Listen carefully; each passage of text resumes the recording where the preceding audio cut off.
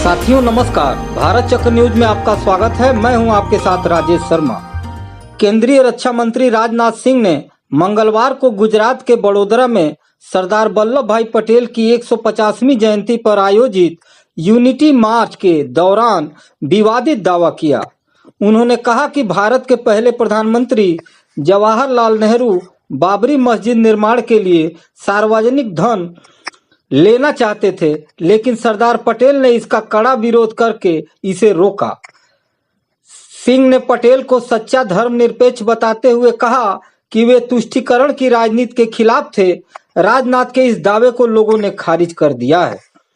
रक्षा मंत्री ने अपने भाषण में कहा, पंडित जवाहरलाल नेहरू अयोध्या में बाबरी मस्जिद बनाने के लिए सार्वजनिक धन का इस्तेमाल करना चाहते थे।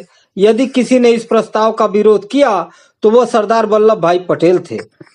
उन्होंने सोमनाथ मंदिर के पुनर्निर्माण का उदाहरण देते हुए बताया कि पटेल ने इसे सार्वजनिक दान से ही कराया, जिसमें 30 लाख रुपए जुटाए गए, लेकिन कोई सरकारी धन नहीं लगा। इसी तरह अयोध्या में मौजूदा राम मंदिर का निर्माण भी पूरी तरह जनता के योगदान से हो रहा है। श्री सिंह ने नेहरू पर अप्रत्यक्ष रूप से निशाना साधते हुए कहा कि कुछ राजनीतिक ताकतें पटेल की विरासत को मिटाने की कोशिश करती हैं, लेकिन प्रधानमंत्री नरेंद्र मोदी ने इसे पुनर्स्थापित किया। रक्षा मंत्री के इस दावे पर विपक्ष और जनता ने तीखी प्रतिक्रिया दी है। इतिहासकारों अभिलेखागार के अनुसार बाबरी मस्जिद का निर्माण 1528 में मुगल सम्राट बाबर के सेनापति मीर बाकी द्वारा कराया गया था। यह मस्जिद पहले से मौजूद थी और नेहरू के कार्यकाल 1947 से 1964 में इसके नए निर्माण का कोई प्रस्ताव या प्रमाण नहीं मिलता। हकीकत में नेहरू सरकारी धन के धार्मिक स्थलों में इस्तेमाल के सख्त खिलाफ थे। उदाहरण के लिए 1951 में सोमनाथ मंदिर के पुनर्निर्माण के दौरान नेहरू ने सरकारी फंडिंग का विरोध किया था, जिसे पटेल ने सार्वजनिक ट्रस्ट के माध्यम से पूरा कराया था। नेहरू मिथक और सत्य के लेखक पत्रकार पीयूष बोबेले ने इस पर अपनी प्रतिक्रिया में कहा कि यह जो बोला गया है वह तो झूठ है ही, लेकिन सच्चाई यह है कि सरदार पटेल ने यह कहा था कि जब तक वह जिंदा हैं सोमनाथ मंदिर के लिए सरकारी खजाने से 1 पैसा नहीं देंगे। सरदार पटेल सरकारी खर्च से किसी भी तरह की धार्मिक या सांप्रदायिक गतिविधियों के वित्त पोषण के एकदम खिलाफ थे। जो नीति सरदार की थी वही नेहरू जी की और गांधी जी की थी और वही भारत के संविधान की भी है।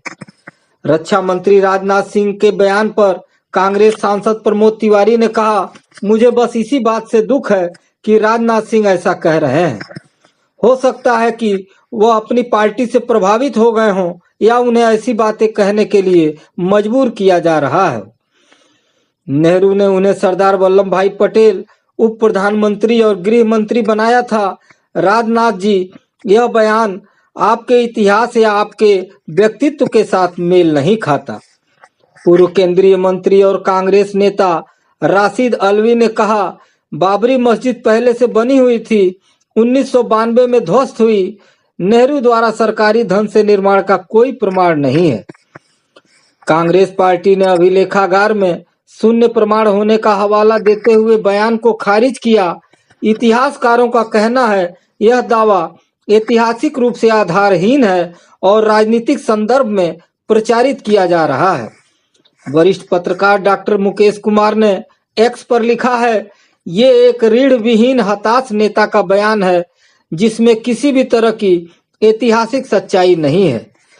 पटेल का नाम लेकर नेहरू को बदनाम करने के संघीय अभियान में वे भी योगदान दे रहे हैं। सरदार पटेल आरएसएस को क्या समझते थे ये सब जानते हैं, फिर भी बेशर्म लोग सोचते हैं कि पटेल को आगे करके नेहरू को कमतर दिखा सकते हैं। ये असंभव है। दरअसल राजनाथ सिंह की सरकार और पार्टी में कोई हैसियत नहीं बची है। वे केवल नाम के रक्षा मंत्री हैं। सारे फैसले पीएमओ और अजीत डोभाल ही लेते हैं। वे केवल बयानबाजी करते रहते हैं, वही कह रहे हैं। प्रधानमंत्री पद का दावेदार उन्हें कोई समझता नहीं। जब भी मोदी के बाद कौन का सवाल आता है तो लोग योगी, अमित शाह और फडणवीस जैसे लोगों के नाम लेते हैं, मगर उनका नहीं। हताशा होना स्वाभाविक है। फिर ये ध्यान रखा जाना चाहिए कि 8 महीने में राजनाथ सिंह 75 के हो जाएंगे और उसी के साथ उनका राजनीतिक अवसान हो जाएगा। बता दें कि बाबरी मस्जिद विवाद की पृष्ठभूमि में 1934 का एक महत्वपूर्ण घटनाक्रम है, जब भीड़ ने मस्जिद पर हमला करके क्षतिग्रस्त किया था। तत्कालीन प्रधानमंत्री नेहरू ने उत्तर प्रदेश के मुख्यमंत्री गोविंद बल्लभ पंत को टेलीग्राम भेजकर अयोध्या में हो रहे दंगों पर चिंता जताई और शांति बनाए रखने का निर्देश दिया था। 1949 में मस्जिद के अंदर मूर्तियां रखी गई थीं, जिससे विवाद बढ़ा, लेकिन नेहरू सरकार ने इस धार्मिक सद्भाव के लिए संभाला। मस्जिद का विध्वंस 1992 में हुआ, जो सुप्रीम कोर्ट के 2019 के फैसले से राम मंदिर का निर्माण का आधार बना।